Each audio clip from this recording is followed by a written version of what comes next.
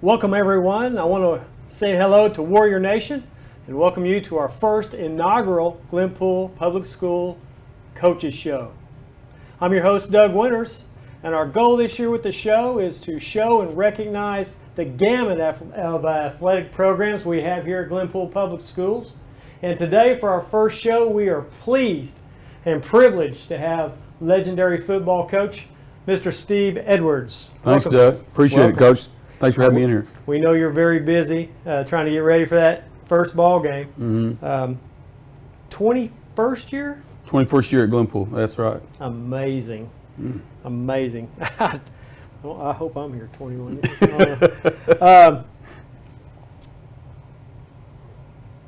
You've been here 21 years. What kind of changes have you seen here in Glenpool or with your football program? Well, just Glenpool, I have to say, is an amazing community. If it were not, then I would have tried to stay here for 21 years. It's been great for myself and my family. My wife teaches algebra, was department head for a while, and teaches algebra in the high school. My son, Gus, and Mike are in the 8th and 7th grade and have been here since first grade. And having my whole family here, I really feel like it's a South Tulsa County jewel to be a part of Glenpool Public Schools. That's something a lot of people take for granted, but it's really a great school system. I've only been 2 places, but out of the 2 places I've been, this has to be my favorite. It's really, really a great place to coach and to work and to help kids. I mean, that's what our career is all about. And I've been blessed to have some great football teams here. And the type of kids, I always felt like kids don't change, parents do. And, kids are still kids. They still want, know what their perimeters are, know what I can do, what I can't do. Sometimes our society's become a little more liberal than it used to be, 20 years ago. But a kid's still a kid.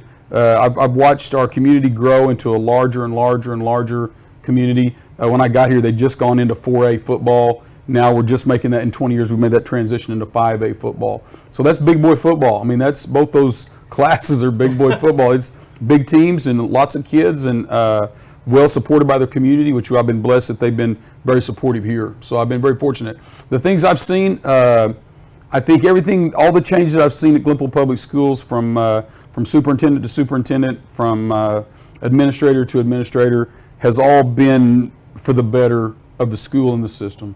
And I've enjoyed watching the changes and the transitions we go through as we change administrations, we change student types, But for the most part, I still say, I think the kids are still the same. That part's really been neat. So that's been the one consistent. I guess last year it came out that we were the fastest growing community per capita in Oklahoma. With that much growth, there's plenty of changes and growing pains. Right. Have you experienced any growing pains making the jump in the last? Yeah, I mean, the short answer is yes. The long answer is having new kids in our community that, when you've been somewhere for 20 years and you've been running the same style and culture of a program that we've ran here, much like maybe Miss Johnson had in band, it becomes when you come in, this is what we do.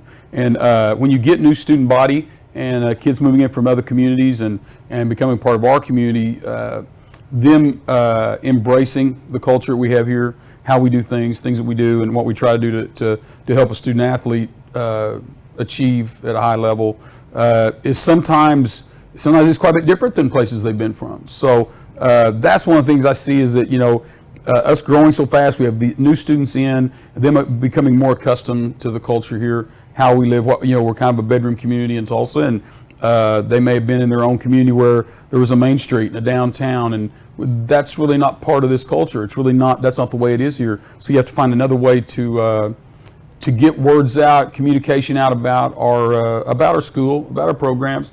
Get the word out to people so that they know, because most people in Glenpool aren't from Glenpool. So getting us to feel like this is a hometown, and that's sometimes hard to do. And especially when you got new people moving in all the time, it's a challenge. Teach them the warrior way. The warrior way, exactly right. With the success that you've had with gold balls and championships and everything like that, you've had to have a nice nucleus of assistant coaches. Yes. And here recently there have been a few changes if we're talking about growth and change. Do you mind addressing Oh, your no, coaching yeah, staff and some of the changes we may see this year? As you know, as a head coach, your goal, one of the things you have to do as a coach, you have to coach coaches. And it sounds kind of funny, but you really have to do that, and handling guys in a way that they feel like you're still treating them professionally, and handling those type of men, and maybe just suggesting ideas that will help in things that they do, and we talk and communicate and share ideas, which is a great thing. Jerry O'Lanson is our superintendent. Him and I coached together. He was one of the assistant coaches here when I first got the job in '96. He eventually came back as an AD, and then became principal, and then now he's looking from a high throne down at what we do. Yeah, he's the man. So Matt Hilburn, another guy, part of the program. Him and I were together 15 years. Matt has gone on to a high school assistant principal. Pete Bell, just recently, Pete took an administrative job. Coach Bell is now one of the assistant principals at the elementary for the 5th and 6th grade. So he's helping there. Coach Blaine Wise, has left and gone to Sand Springs, as a coordinator, which in the coaching world, there's assistant coaches, there's coordinators, and there's head coaches, and he's going to get to coordinate at Sand Springs. It was a great deal for him. Here, as long as I'm here, that was going to be kind of a tough place for him to do. So I think him going out and spreading these wings and going there is a great compliment to what we do here. And plus, he's going to a team that was in the finals last year in 6A2. So seeing those guys move out, not to mention another, Josh Calvert was a guy through our program that Josh was here as a coach after a player and then went on and now is a head coach at Kiefer, who's had great success. So in seeing those guys move on and things we did together and watching them be successful, is really honoring to see that happen. In replacing those men is sometimes hard. If this is a business of you have to know that comes with the business. And when these guys leave and come back, we've replaced those people with some really quality guys. Matt Eckel, science department, and he coordinates our secondary play. So he coaches the back end guys, the defensive backs and corners. Matt has done a tremendous job and a great young coach. Israel Mazzolera was our 2008 state championship quarterback. Went to the finals in 07. I played for a national championship at Pitt State. The guy does nothing but win, and he's a winner in attitude and the way he treats kids and how he works with kids. We're just so blessed to have him. He's came on staff. A 2012 graduate was Trent Cleveland, and he's came on and is replacing Coach Bell on our staff. So Trent's a brand new coach. Israel, Mr. Mazzolera, has been a coach here in the junior high for a couple of years, and then he's moved up and he's coaching our receivers. Trent's coaching our defensive linemen. I mean, I've really been lucky, Doug. I mean, Ted Smith and I have been together since I've been here. Brandon Arb's been here. I tried to hire Brandon when he first got out of college. If he'd have taken the job, he'd have been here just as long as just about any of us. But we got Brandon Arp, and Brandon does a great job. He'll be calling our offense for us this year. Ted coordinates our defense. Rusty Davis, we were lucky enough to get him in on kind of a trade with Sky 2, got him in, and Rusty's done a tremendous job. So these guys are very professional. They love kids. They love the sport of football and what you can do for a student athlete through that. So the changes have been teaching new coaches, is like we were talking about. It's like you got to teach new coaches a new system. And when you have turnover like that, really kind of helps you go back and go, okay, how do we really do things? And why do we do it that way? There may be a better way to skin this cat. So having those guys in is refreshing. It's also, it makes you reevaluate what you've been doing so that you don't get in too much of a rut. Speaking of changes, I went to the scrimmage the other day and I noticed that we're running a 3-4 defense. That's kind of a change also. And I saw some quick read spread passing game. Yeah. So would you like to address changes there? You bet. Well, we've been a power football team since I've been here. And I think I liked it when you have guys like Courtney Tennille, Cardell Clemens, Marco Nelson. There's just a list of guys that have dotted the I here. And for a long time, they called us tailback high. In Oklahoma, there's been 5 guys rushed for over 3,000 yards from that position in rushing for 3,000 yards. And 2 of them have been from this high school. That's a big honor, and those guys took a lot of pride in being that type of player. But football changes, and like I said, I'm getting ready to start my 32nd year, the 31st year of football, and so if I'm not willing to change and evolve, then I become antiquated. And so I've tried to keep up on the technology that's out there. I've really tried to keep up on modern offense. And the new kind of sexy term for football now is have a run package of running your regular offense, but have what they call RPOs tied with them, which now you have 2 plays called at once. You've got a pass play, and then the RPO stands for run pass option. So now I've got the quarterback has the option when he comes out. We've got him on certain keys and different run pass options in the game. That if we get a certain look, then he's pulling the ball out and throwing it. So the other night into scrimmage, Vanita was bringing their outside linebackers in, bringing the safeties down. They're playing real heavy inside to stop the run plays. That opened up some passing plays on the outside, so we were able to get the ball out, throw the ball out in the flats, and do some things out there with different reads and different throws that helped with our success. So it causes them to expand the defense. So that's our reasoning behind it. The 3-4 going to 5A. I mean, a lot of these guys, for some reason they want to look cool. If I felt like I could, I'd probably still be in the I.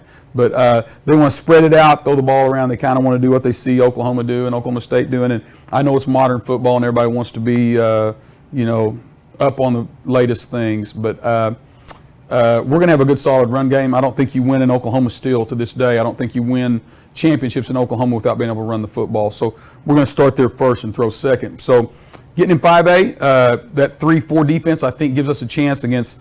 We can rush 3, we can rush 4, we can rush 5. We can have linebacker blitzes that come in and help with our schemes. And Coach Smith does a great job of blending all that together. Yes.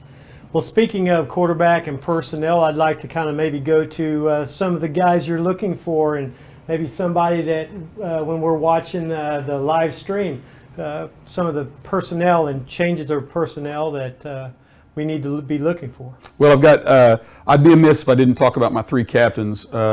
Normally, Doug, I've done my captain's model or leadership model that I have for our program and our team. We pick team captains at the end of each week. So if we were the top 3 guys or played top 3 of the best players, then you were the captain for that week, and you would go out and flip the coin, and you would have an honorary night where you go out in front of the crowd and they announce your name. So it's really cool. But as far as having leadership in your locker room, I wasn't getting that. It just wasn't happening for us, and we were missing the boat there. So developed a new leadership model, and I picked. Next year the team will pick it, but this year, since we were starting it out, I picked 3 captains. Colton Kane is one. He's our quarterback. Also plays in the secondary. Colton is the quarterback on the field. He's a coach on the field when you need him. Great feet. He can run the ball. He's as good as any running back we've had, and he can run and cut and has great explosion, moves the ball really well. He also spins it really well, makes good decisions, understands our offense. It's his second year in it. We evolved kind of last year and evolving again into this style of offense with this RPO power game. And he has really evolved into that. He's a quiet leader, doesn't say a lot, but has came to all the workouts, has been committed where we need to be committed, has stepped forward when things need to be said, when things are happening in the locker room that shouldn't be, has stepped forward and said things. So that's been kind of nice. And then we have, I call him, we got Brent Zickafoose, and I call him, and his brother Jake, I call him Jakeafoose, but Jake Zickafoose, those guys have, those are my other captains. Brent and Jake mainly play defense. Brent's middle linebacker on the defense, calls all the defensive signals, gets our checks, does everything, gets the signals from the coaches, and he gets us in the right defense. Jake is an outside linebacker, kind of like a strong safety, outside apex style player that moves up and back and gets into coverages. So he's kind of a hybrid. He can come off the edge and rush the quarterback. He can also drop into coverage. But that's not what they do well. What they've done really well, I feel like, is identify some problems we might be having when maybe we're breaking training, or maybe the workouts have not been what they should be, or maybe we're in practice and they're not going as hard, as not at a championship level in practice. These guys are the ones that are saying things and bringing our level of practice back up. Those guys, I think, if you watch for them, I think they're going to be, you'll see they've got a captains. I went to the point of buying these captain stickers and sewed them on their jerseys. So when you see those guys with a C sticker on their jersey, that's one of the 3 guys that are really, we're putting out front, hopefully to do the right things, hopefully to control our team and control our locker rooms. That's a big. It's a big part, isn't it? Big part. I know another part that I heard people talking about is they're curious now that we are 5A and we have gone through redistricting. There's changes in opponents, changes in schedule. It's not the same traditional games and rivalries. So I thought maybe you could tell our fans some of the teams that we're going to play, and maybe some of the styles we'll be seeing and facing. Okay. Well, we open up Friday night, and I don't know if this is going to air before or after, but we open up Friday night with Skytook Bulldogs, and that's a team that has been in our conference, as when we were in Tulsa 7. Right. So they were in there with us, so our kids are familiar with them. They hear the word Skytook. They've heard it. We've been around it. They grew. The lake came in out there, and their community grew pretty quick. So they popped into 5A before we did. Then all of a sudden, we're kind of catching up with them. Enrollment-wise, they're about the same size. Really, right now, there's really not that big a difference enrollment-wise. They've been very successful. Skytook has in 5A. The last 2 years, last year they were state semifinalists and got beat out by Collinsville, who went on to the final. Yeah, your alma mater. The year before, they went and played Lawton in the state finals. So they've had 2 back-to-back really, really good years. And there's no doubt winning produces winning. And I know they're going to have a strong say in what happens in the game Friday night. But if we're going to say we're 5A, our motto this year is do something about it. When I was a kid, if that was the big word, if you were going to get a fight with somebody, well, you want to do something about it? Well, by golly, we're going to do something about it. So we're not going to back away from any challengers. Anybody, anywhere, anytime, we'll play you. We're not afraid of Jinx. We're not afraid of Union. And we're darn sure not going to be afraid of Skytook. So we're going to load up, play them Friday night, and it'll be a neat atmosphere. They've really got, their community has really got behind their team, which back in the old days when we were playing them, they weren't so much behind them, and a lot of controversy. But Coach Miller was an assistant here. I had Coach Miller here for 1 year. I went to the finals with him and coaching our secondary and receivers in 07, and he has gone on to Skytook. Coach Cooper. Yeah, Coach Cooper is over there, was here with us. He came in 08. We won the state championship. They're over there. They're quality coaches, good men too. And so they're going to do a great job. Skytook will be a run, kind of a lot like us. Their offense and defense will be really similar to what we do. It'll almost like an inter-squad scrimmage. But well, I love that philosophy because I coached at Bixby. Yeah. Right when they were growing, and we came to Glenpool. Yeah. And you guys weren't afraid to Yeah. play anybody. Great Yeah. game, lightning game. Oh, yeah, I remember that. Yeah, a great game. What do you think about the district schedule? Well, it's going to be these teams, Doug, we just haven't played them, and I don't know a lot about them. I never really watched 5A a whole lot. I tried to be a student of 4A, and if I had a buddy, like all we do is as coaches, we go, well, I got a buddy over here at so-and-so, I'm going to watch see how they did. So I watch scores, friends, and I got my Class A buddies that are over back in Hominy. I kind of watch see how they're doing. Josh over at Coach Calvert over at Kiefer, I watch how they're doing, and so I kind of keep track. 5A, I didn't watch that close. I don't know a lot about them. I know who's winning and who's not. I know who the perennial powerhouses are.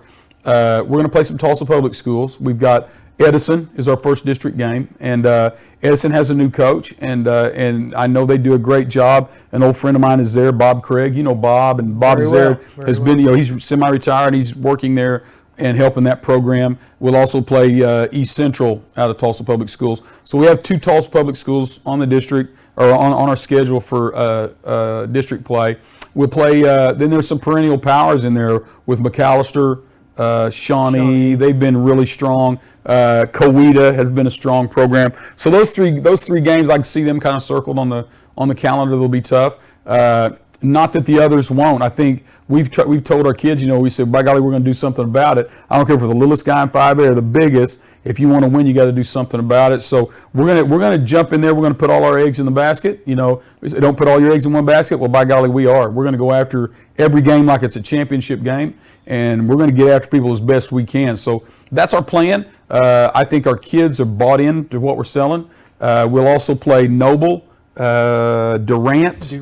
I'm probably missing somebody in there, but I think those are some of the games I can see out in front of us that'll be. We'll wrap the season up, I think, with Coweta as their last ball game is game 10. That's a long time from now. Is our first home game, but not our first district game. Right. Is there anything you'd like to say to the Warrior Nation out there? Well, hey, guys, if you get a chance to come out and watch us play, not only is it a pretty cool atmosphere, but it's supporting our schools, and we need to come out and support everything that we do, whether it be volleyball, basketball, football, wrestling. The more people there, the more charged up. You know how it is when somebody comes to watch you play or watch you compete. It inspires you, and we need as much inspiration as we can get in football, not just football, but in every sport. So get involved, guys. Come on out, watch a game, enjoy what we're doing. We want to thank you for your time, and see you this Friday against Skytook. Thanks, Coach. You bet. Thank you.